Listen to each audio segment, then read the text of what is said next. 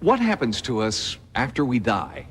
Many religions believe that we're reincarnated, that the soul is transferred to another body and we live again. And now, some modern researchers believe proof of reincarnation exists. Through hypnosis, many people claim they can recall past lives. I absolutely believe in reincarnation. I was a Japanese man. I've been a silversmith. I've had many past lives as warriors. I worked a printing press, and this was in about 1780s. Over 3,000 people claim to have recalled past lives working with author and reincarnation teacher Betty Binder. Reincarnation is the process by which the soul, which is our spiritual essence, at the end of a lifetime, when the body dies, leaves that lifetime, leaves that body, gets into a new body and starts a new lifetime. Does reincarnation exist? Under hypnosis, Betty's clients try to reach back in time to a time before they were born. They are searching their unconscious for evidence of past lives.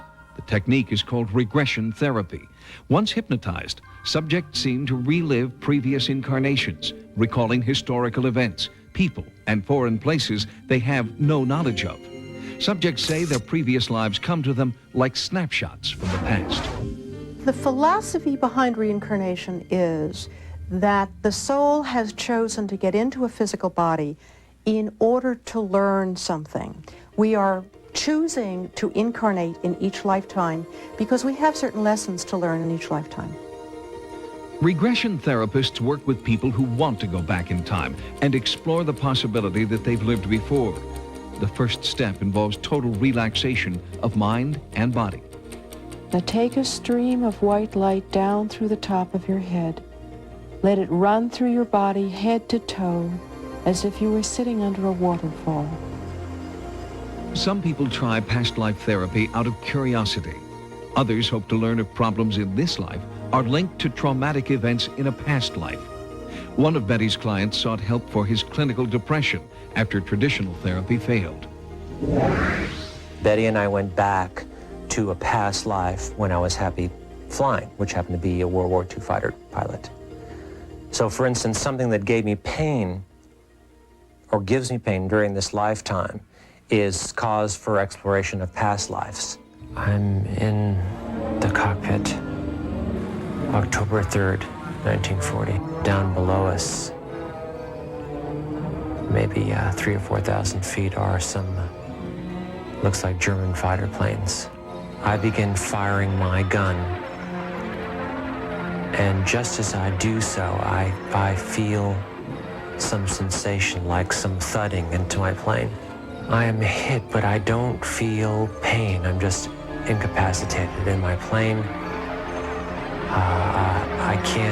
I've lost control of my plane. I'm at full throttle going straight into the ocean. Disintegrated. I'm floating. In 1988, my entire world fell apart, and I went through some traditional therapy. It was at that point that I was really grasping at straws to figure out what I was going to do. I guess you would call it a clinical depression. And it was at the point that I started working with Betty, incorporating this therapy, that things really began to change. Darrell Rooney had a profound fear of drowning. Working with Betty Binder, he recalled past events that could explain his debilitating phobia. Holding on to a railing. It's cold and wet. I'm angry and frightened because I'm stuck here. I'm looking out into the ocean, and I know that all the lifeboats are out there. I was a crew member on the Titanic, down in the engine room.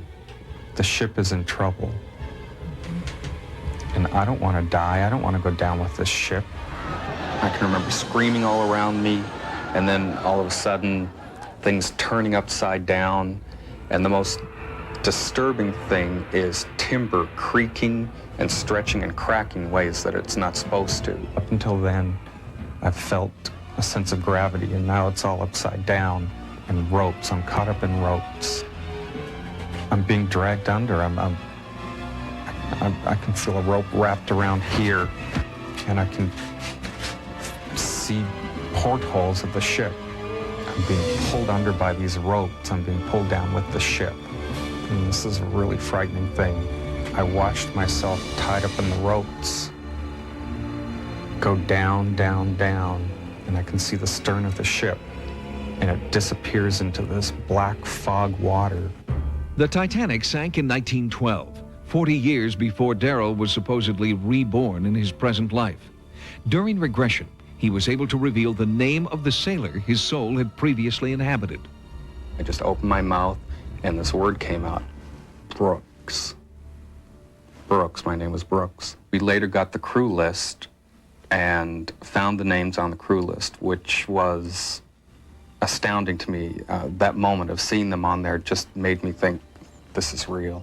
Darrell has drowned in 3 past lives that I'm aware of, and they were all in the middle of an ocean, and they were all one after another. His death scene is a very profound one because he had not expected to die.